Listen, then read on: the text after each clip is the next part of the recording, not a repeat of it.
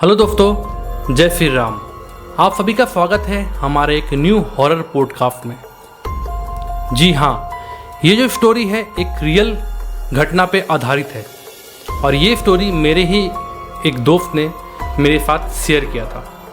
तो आज ये स्टोरी मैं आप सभी के साथ शेयर करूँगा और आप सभी को बताना चाहूँगा कि एक ऐसी हॉरर स्टोरी है जिसके अंदर आपको प्यार भी देखने को मिलेगा और किसी का नफरत भी देखने को मिलेगा।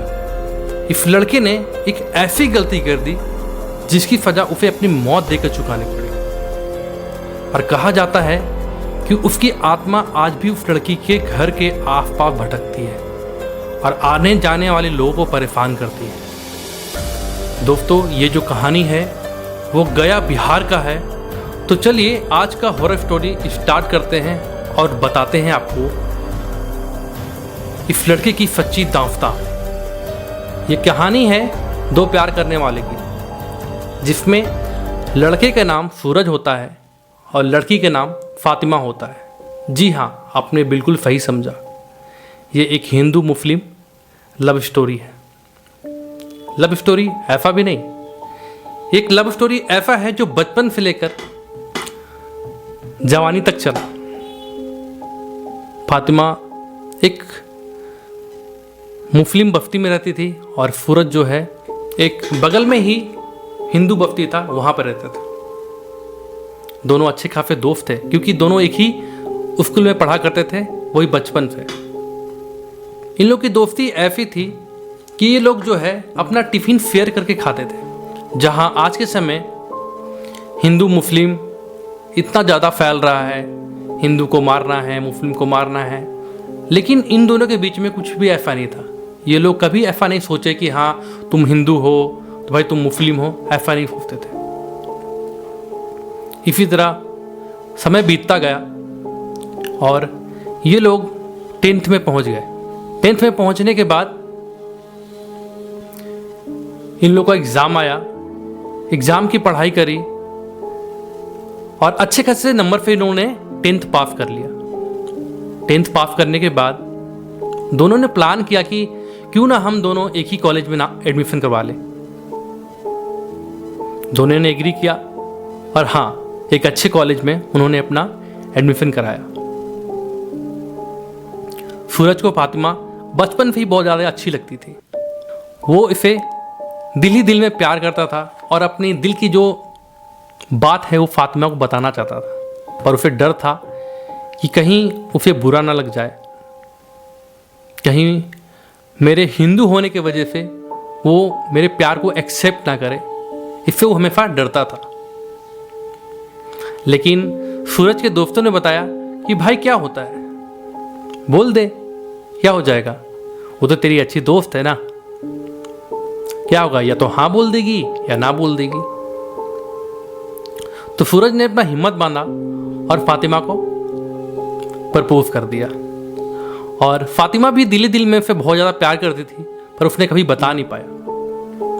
फातिमा ने बोला कि हाँ, मैं भी तुमसे प्यार करती हूँ, पर यह बात किसी को पता नहीं चलना चाहिए। जैसे कि तुम्हें पता है कि तुम हिंदू हो और मैं मुस्लिम हूँ, और ये बात अगर हमारे घर वालों को पता चला तो समझ सकते हो क्या हो सकता है। सूरज ने बोला, अगर इस बात को हम बताएंगे नहीं तो फिर हम आगे लाइफ में शादी कैसे करेंगे, हम लाइफ टाइम साथ कैसे रहेंगे। फातिमा ने बोला कि अभी हम पढ़ाई करते हैं और लाइफ में आगे चल के एक अच्छा जॉब लेंगे और जॉब लेने के बाद हम अपने घर वालों से बात करेंगे।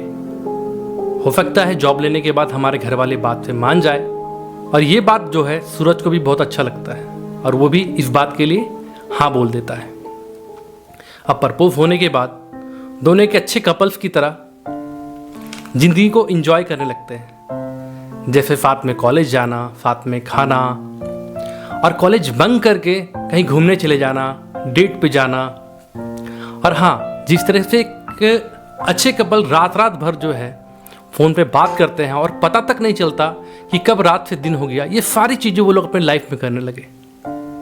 एक दिन की बात है जब फातिमा और सूरज रात के समय फ़ोन में बात कर रहे होते हैं। फातिमा मजे मजे में बोलती है सूरज को कि सूरज, क्या तुम अभी मेरे घर पे आ सकते हो। सूरज बोलता है, अरे तुम पागल हो गई हो क्या? रात के 12-1 बज रहे हैं और मैं तुम्हारे घर पे आऊँगा? फातिमा बोलती है, तुम डर गए ना? अगर तुम इस समय मेरे घर पे आओगे तो मैं तुम्हें किस करूँगी। ये बात फातिमा मजाक मजाक में सूरज को बोलती है, लेकिन सूरज इस बात को सीरियसली ले लेता है और बोलता है कि हाँ, मैं अभी तुम्हारे घर आ रहा हूँ। पर फातिमा बोलती है, अरे पागल, मैं तो मजाक कर रही थी। लेकिन सूरज बोलता है, नहीं, तुम गेट खोल के रखो, मैं तुम्हारे घर आ रहा हूँ। ऐसा बोल के रात के समय सूरज फातिमा के घर चला जाता है। वो छिपते छिपाते फिर घर तक पहुँचता है और धीरे से उसके घर के अंदर चला जाता है। घर में जाने के बाद सूरज फातिमा के रूम में चला जाता है और ये प्यार देखकर फातिमा सूरज को किस करने लगती है। किस करते करते बात बहुत आगे तक बढ़ जाती है। एक कपल के बीच में जो कुछ भी होता है वो सारा कुछ सूरज और फातिमा के बीच में होने लगता है। मैं क्या कहना चाहता हूँ आप ये बात अच्छी तरीके से समझ सकते हैं। उस दिन के बाद ये चीज़ लगातार होने लगता है। जब भी फातिमा को सूरज से मिलने का मन करता वो अपने घर पे उसे बुलाती और प्यार मोहब्बत करके सूरज अपने घर चला जाता।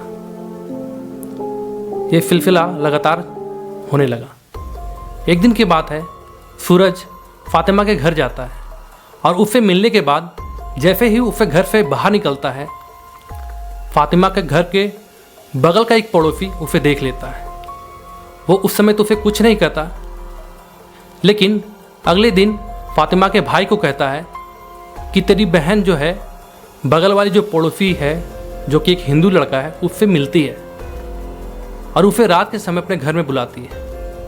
ये बात सुनते ही फातिमा का भाई पहले तो गुस्सा हो जाता है कि साले तू ये क्या बात बोल रहा है, तू ये झूठ बोल रहा है। पर वो लड़का बोलता है, नहीं भाई, मैं सही बोल रहा हूँ, तुझे भरोसा नहीं है तो तू देख लेना।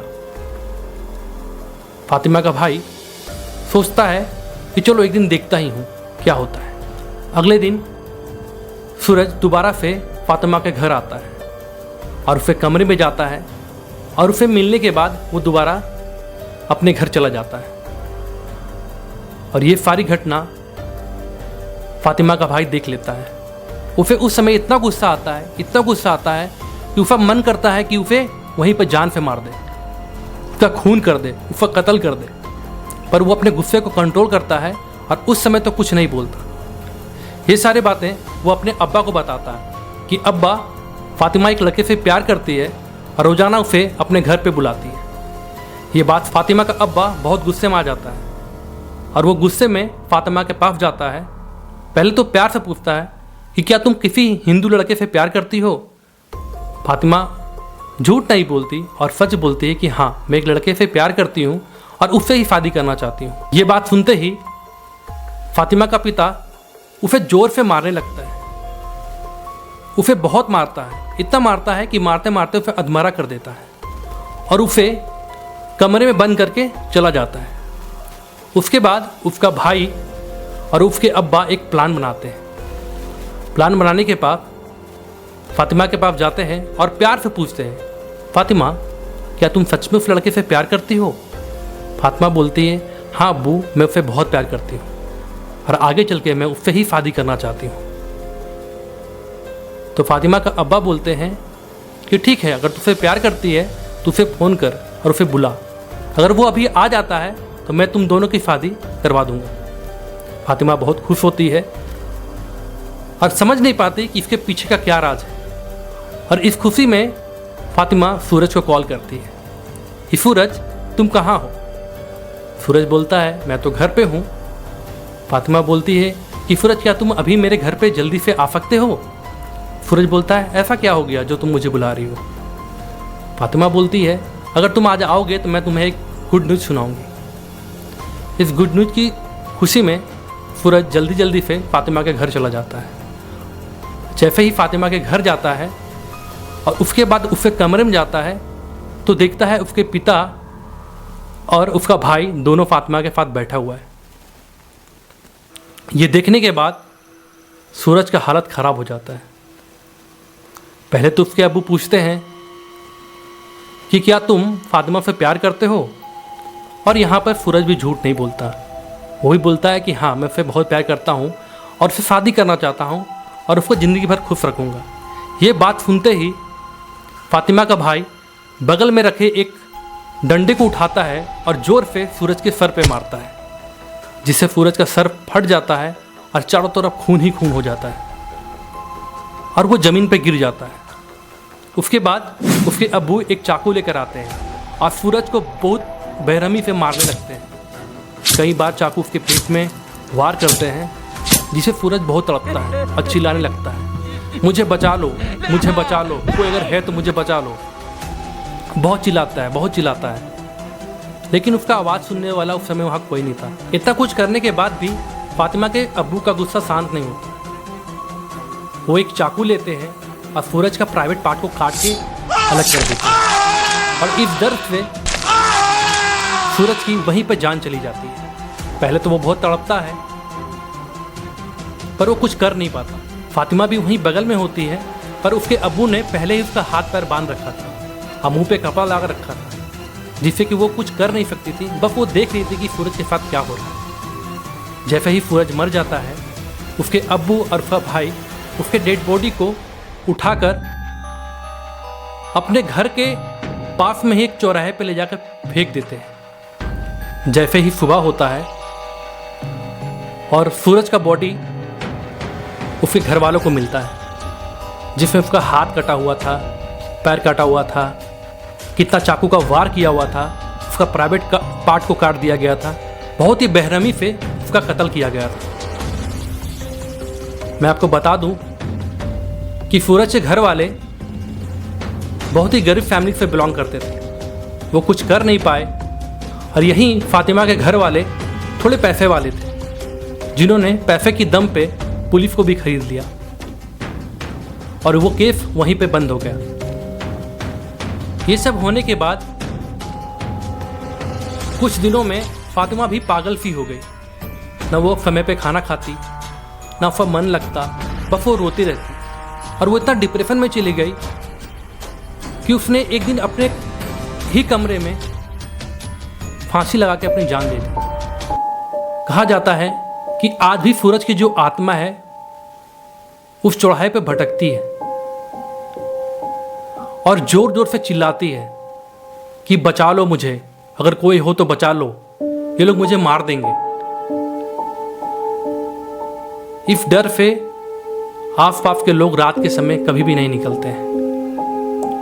सूरज ने कई बार कभी लड़के को कभी लड़की को पुजेफ किया और उसके जरिए बताया कि मेरे साथ क्या क्या हुआ, कैसे मुझे मारा गया। आज भी सूरज की आत्मा को ना ही शांति मिली और ना ही इंसाफ मिला। उसकी आत्मा आज भी रात के समय भटकती है, वहां से गुजरने वाले लोगों को परेशान करती है।